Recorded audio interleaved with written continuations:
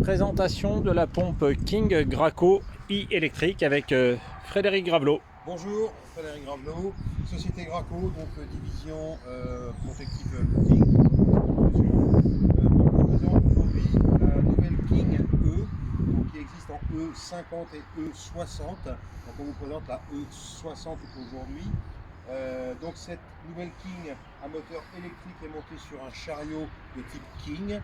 Ce chariot, on lui a donc mis une boîte à outils ou une boîte de rangement dans laquelle vous pouvez ranger vos buses, dans lequel vous pouvez ranger vos filtres également, filtres de crosse, filtres tamis, et également, très important, l'huile TSL qui sert tous les jours pour lubrifier le bas de pompe. Vous avez sur le côté du châssis l'emplacement et les trous déjà prévus, les perçages prévus pour positionner un réchauffeur au cas où vous auriez à réchauffer, besoin de réchauffer votre produit. La motorisation, donc on est sur un moteur électrique de chevaux alternatif qui va entraîner un engrenage à bain d'huile ici. L'engrenage, donc on a un niveau d'huile qui se fait ici et le remplissage qui sera par le haut, la purge étant par le dessous, puisqu'il faudra faire de temps en temps une vidange.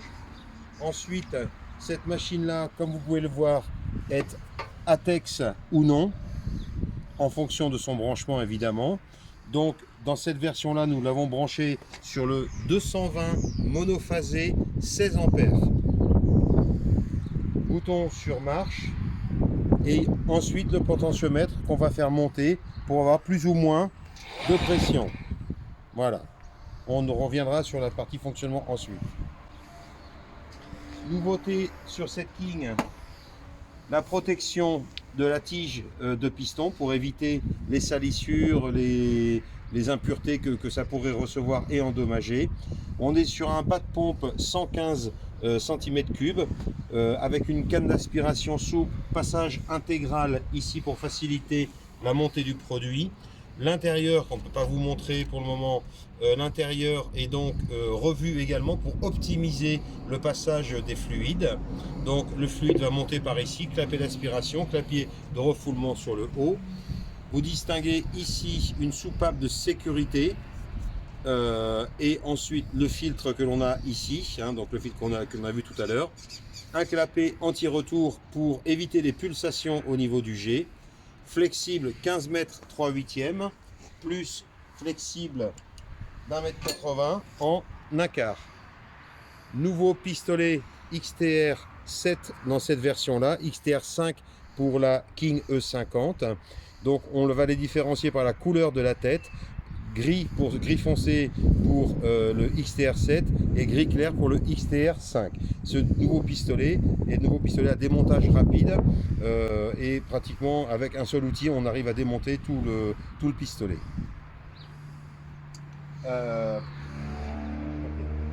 Donc on a une vanne de décompression qui est ici. Donc on va pouvoir faire l'amorçage primaire ou le nettoyage primaire.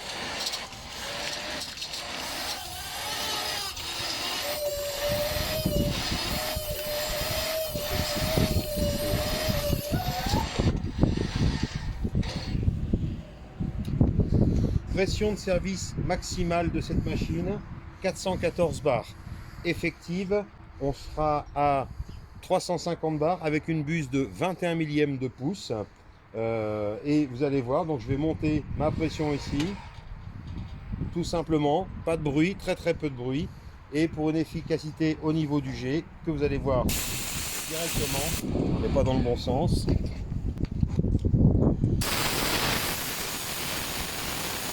Le jet est donc très linéaire, très constant. J'utilise là une buse de 415. Il n'y a aucune variation du jet. De même, si je mets la pression au maximum, à savoir 414 bars, donc là le potentiomètre a été mis à fond. On n'a pas de recul dans l'ouverture du pistolet. Et le jet est toujours constant. On n'a aucune sensibilité à l'inversion haute ou basse du bas de pompe.